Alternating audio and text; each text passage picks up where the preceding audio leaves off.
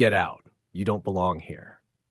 Bradley Mercer's fist slammed into Walter Harris's face, sending the 75-year-old veteran stumbling backward. His coffee splashed across the floor, coins spilling from his hand and skittering in every direction. Know your place, old man, Bradley spat, towering over him. Walter's fingers brushed his burning cheek, the small American flag pin on his cardigan catching the light. The diner froze. Conversations died. Phones lifted, cameras rolling. It looked straightforward. A racist bully pummeling a defenseless elderly black man. Walter seemed fragile, worn cardigan, counting quarters, an easy target. But the morning began like any other Tuesday in Northwood. At exactly 7:20 a.m., the glass door of Cedar Grove Diner swung open and in walked Walter Harris. At 75, Walter moved slowly but with unmistakable dignity. His navy cardigan showed signs of age, but it was pressed neatly. Walter had followed the same routine for 3 years. Black coffee, wheat toast, exact change counted carefully from a worn leather wallet. He always sat with his back to the wall, eyes drifting naturally toward exits, habits long ingrained from his service days. To most, he looked like just another elderly man with simple habits. Behind the counter, Isabella Cruz, the diner's Latina waitress, smiled warmly. She never asked how Walter took his coffee. She knew already. Black, no sugar, no cream. Morning, Mr. Harris. The usual, please. Thank you, Isabella. But not everyone welcomed Walter's presence. In the far corner sat Bradley Mercer, a broad-shouldered construction worker with a clean uniform but a dirty attitude. For months, Bradley had grown bolder with his comments, muttering about the wrong types showing up in town ever since the new housing development. This morning, his eyes locked on Walter with open disdain. Don't know why they let just anyone in here these days, he said loudly enough for nearby tables to hear. His breakfast companion shifted uncomfortably, but no one spoke up. Not Eleanor Grant, the mayor's wife reading her paper, not even Chief Adrian Vega sipping his coffee 2 seats away. Isabella's jaw tightened as she refilled cups. She'd seen this pattern before. The jokes had turned to taunts, and the taunts were curdling into something darker. By 7:35, Bradley's patience snapped. He scraped his chair back, the sound cutting through the diner's hum. His work boots thudded against the linoleum as he crossed the room. All eyes turned as his shadow fell across Walter Harris's table. Morning, Walter said politely, looking up. Bradley leaned forward, arms crossed, a sneer tugging at his lips. The calm of Cedar Grove Diner was about to shatter. You seem real comfortable here, Bradley said, his voice pitched so the whole diner could hear.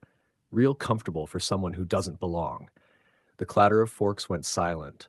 Farmers glanced up from their plates. Eleanor Grant lowered her newspaper. Chief Adrian Vega straightened in his seat. Walter Harris looked up at the younger man with calm eyes. I'm just having coffee, Bradley. I'm not bothering anyone. Bradley's sneer deepened. That's where you're wrong. Your being here bothers me. Bothers a lot of good people. He planted his hand on the table with a heavy smack. Coffee sloshed across the surface. Quarters rolled off and scattered across the floor. Walter kept his composure, though at 75, the sudden noise made his heart pound. He reached for his wallet, intending to leave. I don't want trouble. I'll be on my way. Don't walk away when I'm talking to you, Bradley snapped, leaning closer, his breath hot and foul. He shifted to block Walter's path, chest puffed, work boots grinding against the tile. His voice grew louder, baiting the room. Decent folks don't like people like you sitting here like you own the place. Outside the diner's front window, Liam Foster, a college student with a camera rig, paused mid-shot. His journalism project had been about authentic small-town America. Now, through his lens, he saw something much darker unfolding. He hit record. Inside, Isabella pulled her phone from her apron. Her hands shook, but the video stayed steady as she aimed it at Bradley. Walter rose slowly, pushing back his chair. His spine straightened with military precision. For just a moment, Bradley faltered, sensing something deeper in the old man's stance. But his pride wouldn't let him retreat. You'll leave when I say you can leave, Bradley barked. He shoved Walter hard in the chest. The old veteran stumbled backward into the edge of the table. Coffee cups crashed to the floor, shattering like gunshots. Have you ever seen a bully go as far as shoving an old man in the chest, not out of anger, but simply to remind him he didn't belong? What do if that was your father being treated like that in public? Before we go further, what city or country are you watching from right now? Drop it in the comments. We love seeing where our community is tuning in from. And if you believe no bully should ever get away with that kind of cruelty, then like this video and subscribe to Story Arc for stories that make sure respect always wins. Hey, Chief Adrian Vega barked, half stepping forward. But Bradley wasn't finished. His voice thundered through the diner. You people think you can just walk in anywhere, act like you own it. Not in my town. The tension hung heavy. Dozens of eyes watched. Phones kept recording. Walter, battered but unbroken, steadied himself and said softly, "Please move, Bradley. That's all I ask." Bradley's lips curled into a cruel grin. "Make me, old man." Bradley's grin widened as he loomed over Walter, relishing the silence that had swallowed the diner. He was performing now, feeding on the attention, his voice dripping with mockery. "What are you going to do, huh? Call your mommy?" Walter's jaw tightened, but he didn't rise to the bait. His training echoed in his mind. Never escalate. Never give them the excuse they're hunting for. "I've done nothing wrong, Bradley. I just came here for coffee." "Wrong answer," Bradley growled, his face flushed red. "Now you're going to apologize for making decent folks uncomfortable." Walter met his glare, eyes calm but steady. "I apologize if my presence upset you," he said quietly, "but I will not say I've done something wrong. Because I haven't." Bradley's nostrils flared. His hand shot out before anyone could stop him. The slap cracked across the diner like a whip. His gold ring split the skin on Walter's cheek, the sound echoing against linoleum and chrome. Gasps filled the air. "Jesus Christ!" Chief Adrian Vega barked, pushing to his feet. "Oh my God!" Eleanor Grant clutched her pearls, eyes wide. Isabella's voice trembled but carried. "You asshole!" Outside, Liam Foster's camera zoomed in, capturing every detail. Inside, Isabella's phone recorded the perfect angle. Overhead, the security camera blinked red, recording in high definition. 3 different lenses caught the moment Bradley Mercer crossed a line he could never step back from. Walter's hand rose slowly to his cheek. A thin line of blood trickled from where the ring had cut.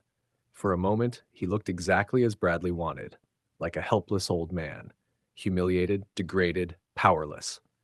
But then something shifted. Walter's shoulders squared. His chin lifted.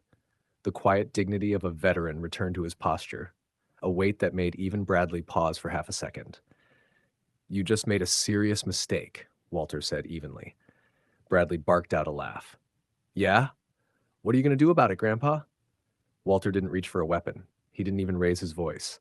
Instead, he reached calmly into his pocket and pulled out his phone.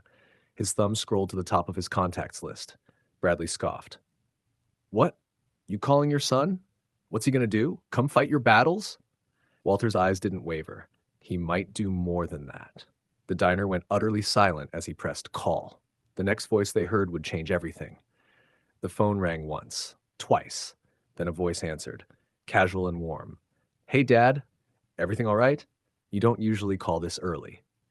The diner froze. Every patron heard it, the unmistakable authority in that voice. Isabella's phone captured the sound, Liam's camera outside picked it up too, and the security feed recorded it all in perfect clarity. Walter's lips curved into the faintest smile. "Anthony, I'm fine, but there's been an incident."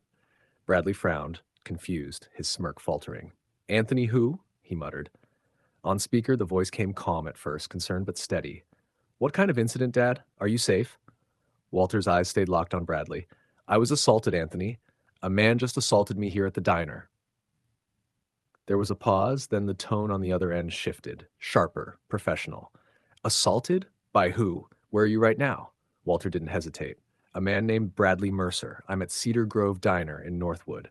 Chairs scraped as people leaned in, realizing what they were hearing. The voice hardened. "Understood. I can have agents there in 20 minutes. Bradley's face went sheet white. The words landed like a thunderclap. Isabella gasped audibly. Chief Adrian Vega's eyes widened. Eleanor Grant nearly dropped her purse. Bradley's face went pale. "Agents?" he croaked. Walter looked him squarely in the eye, his voice steady, unshaken. "Yes, son. Send them." The diner buzzed with whispers as the truth sank in. Walter Harris wasn't just a polite old man. He was the father of Anthony Harris, the sitting director of Homeland Security. Bradley stumbled back a step, color draining from his cheeks. The power he thought he had dissolved instantly. Phones in the diner kept rolling, every second live streamed, every word immortalized. Bradley tried to bluster, his voice cracking. Now hold on, this was just a misunderstanding. No, Walter said quietly. This was a choice you made. Bradley opened his mouth, but nothing came out. He slumped into a chair, sweat soaking through his construction shirt, eyes darting wildly toward the door.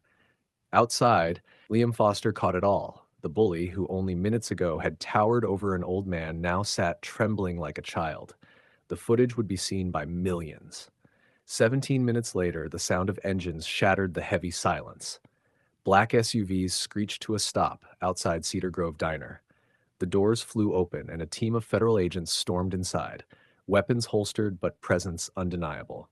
Their suits were sharp, their badges unmistakable. The lead agent scanned the room. "Mr. Harris?" Walter stood slowly, his voice firm as he raised a hand and pointed.